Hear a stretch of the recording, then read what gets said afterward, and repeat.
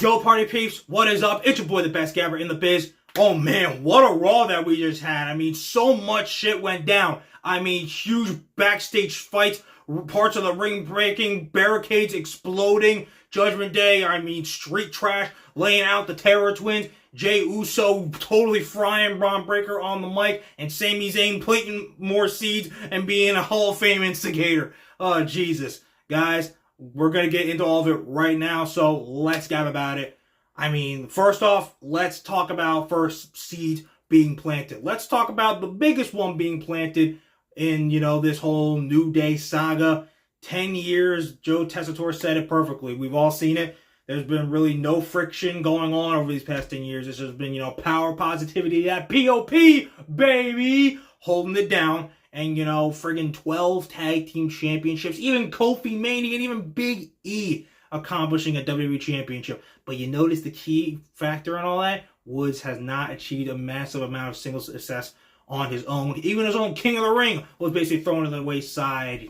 Vince. Ugh, freaking ridiculous. Ugh, and tonight, they failed to win the tag team championships like I predicted. And now Woods has just had enough. And Kofi even let the not so magic word slip. He was like, we never used to have a problem with people like having our backs and fighting the numbers game when we had E. And like that, Woods was like, are you serious? So I'm not enough. I'm not enough. Like, dude, it's just, it's crazy. It's absolutely just crazy. Like, the heel turn is coming. And, like, on some level, we're not ready for it. I feel like this is, like, the mid-card version of when Hulk Hogan turned heel and joined the Outsiders. Like, because, like, these guys have dominated this tag division, like, just tag team wrestling for the past 10 years. And, like, it's just be crazy to really see them, like, break up. And, honestly, I feel like Woods turns, and then E returns a few weeks later. And, like, Woods like, dude, what are you doing? What are you doing? And then, dude, this is going to be emotional. It's going to be cinematic. It's going to be wild, but hey, man. I mean, I hope generally it goes the best route for Woods. If this was Vince, I'd be, like, super worried.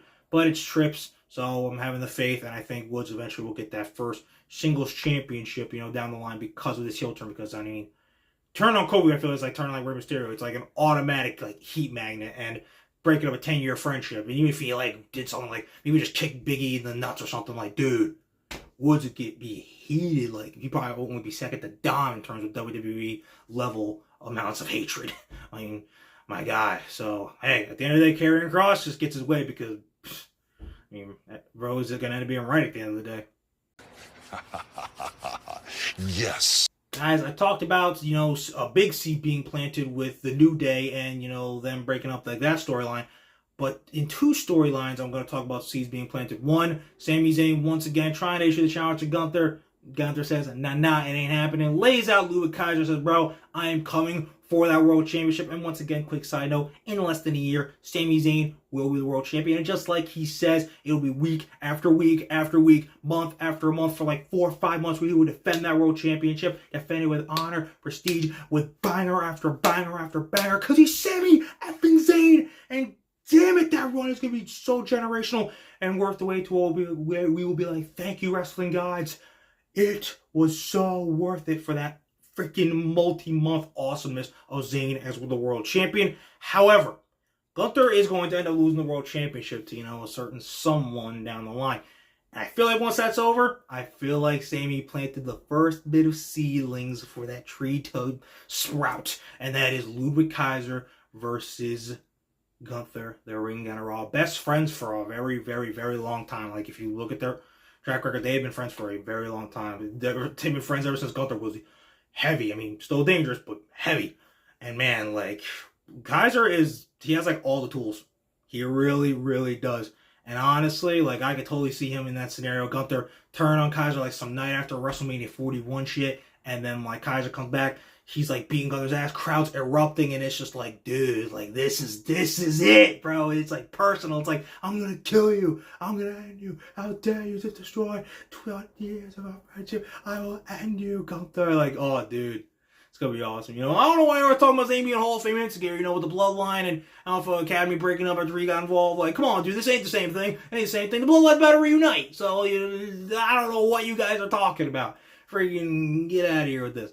Like, so hey, I'm just saying the seedlings were planted a little bit. Kaiser gonna try tonight, but dude, we all know, just like you know, someday is gonna be you versus the Ring NRL, and man, that shit's gonna be awesome, and we can thank Sami Zayn for it. Guys, tonight's Raw was basically twofold because we not only got the freaking war of the meat and chaos between Bronson Reed and Braun Strowman, like literally in the amount of like 2 minutes, they destroyed barricades, the freaking top rope, some sheetrock, some tables, like dudes were beating the shit out of each other. I can't wait till they have like a last man standing match. Is the only way probably to settle this rivalry, like my god. But on the other side of the coin, we got an awesome war of words between main event Jey Uso, yeet, and Braun Breaker, the Intercontinental Champion, before their matchup for the IC title next week on Raw. Now, we saw a little bit of that 2020 Jey Uso where like he was rocking it. I don't always diss Jey Uso like on promos skills, but a lot of people are like, yo, he sometimes gotta stop acting like a yeet merchant, and like because then when he doesn't, we get stuff like this. Like bro really came at Braun Breaker's NFL career that like went up in smoke just like that. That was awesome. But Braun did get last laugh when he literally speared the shit out of Jey Uso and made sure he couldn't help Mommy and Damian Priest while they were getting their asses whooped by Judgment Day, or sorry, Street Trash. Seriously, I don't know what's worse, the fact that Finn had that idea or the fact that it actually got approved. Somebody gotta freaking take responsibility for that, because there ain't no way. Anyway, I really feel like, and this is my second point, last week I was like, okay, they could definitely go this way with Jey, win the IC title for 3 weeks, I really feel like they backed Jey into a corner here. And it's hard for me now on some level to see him lose, because like Braun's like, dude, you can't get anything done without your family, this, that. And like we know the eventual goal is gonna be like Zayn and Jey taking the tag team titles off of, Judgment Day, and then like reuniting with the Bloodline, all that, and win inside of War Games. So it's kind of hard for me to see him going to do that, because without winning a singles title, because then it's like you kind of proved Braun right. You couldn't win a singles title without like your family. I mean, I really don't know. I feel like they kind of have to do my suggestion of holding the IC title for 3 weeks and then like Braun like wins it back because New Bloodline screwed him or something like that. Because I just feel like they have backed Jey into such a corner that it's different from when he would fight against Rollins and Priest for the world title, when he fought Gunther for the Intercontinental title before. I really feel like he's backed into such a corner like than really ever before. Maybe it's because of all the opportunities that he's had up to this point. I mean, he's going to win his first singles championship. Like I said, once Zayn and Jey finish up with their Bloodline stuff, they're going to go back to their agendas, and Jey will win his first singles title, and Sami will win his first world title. They'll both be great moments. They'll both be glorious reigns. That'll be worth the wait. But for this one right now, I really just feel like, I don't know.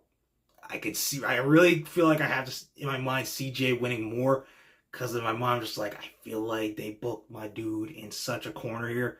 But hey, we'll see how it goes next week. I mean, Braun gonna catch his heat down for that spear that he hit on Jey at the end of the show. So, yeah, until then, yeet. Okay, guys, we kicked off the show tonight with CM Punk. Uninterrupted, no blah, hoopla, whatever, no ass kicking, no fighting. Because Drew McIntyre wasn't here tonight. If you've been paying attention to social media, CM Punk's going to be on NXT tomorrow. Connect the dots. I'm not even going to... If you can't, Drew's going to attack CM Punk on NXT tomorrow. Then return next week on Raw to talk shit about it. Okay, back to the regularly scheduled programming.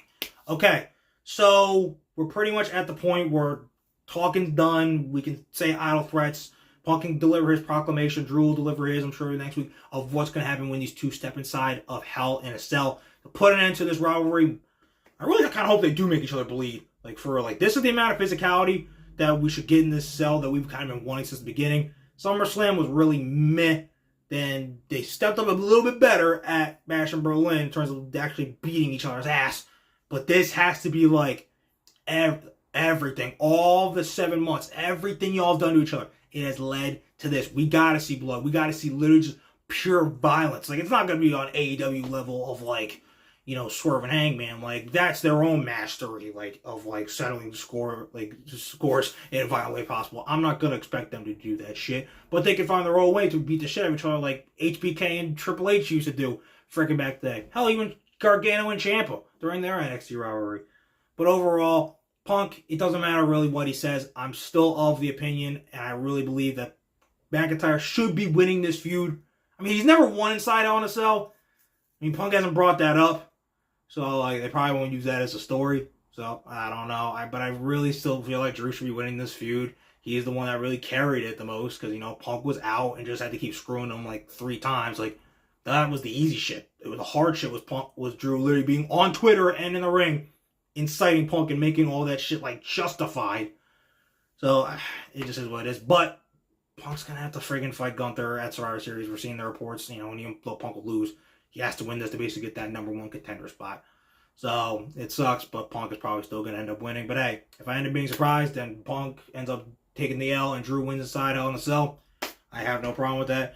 But hey, all these answers are going to be presented to us at Hell in a Cell and will most likely be the main event and the final chapter and the closing of the book of the 2024 rivalry that has been Drew McIntyre versus CM Punk, which really originated over a prayer. Okay, you guys, that is Raw. We are Dunsky. Put in the rearview mirror. We are done. Oh man. We got some big shit coming up. In literally less than 2 weeks, we got, guess what? Bad Blood scores will be settled. Titles will be on the line. A tag match that we will never see.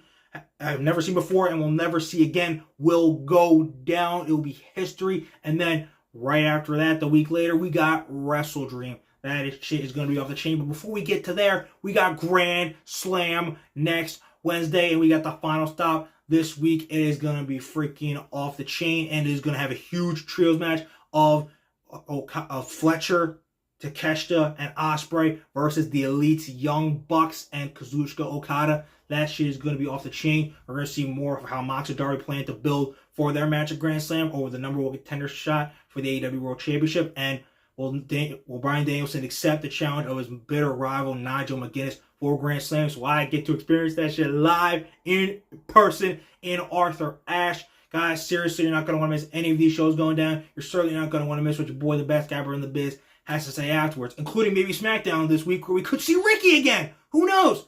But guys, keep on liking and damn sure keep on subscribing. And most importantly, keep on remembering that when it comes to talking wrestling, who better to gab with than Gabe right here. Okay, guys, hope you enjoyed Raw tonight. It was super solid. I cannot wait for all the rest of the stuff we're getting with WWE and AEW for the rest of the year. But until we get to those, deuces, and I will see you guys after Dynamite this Wednesday.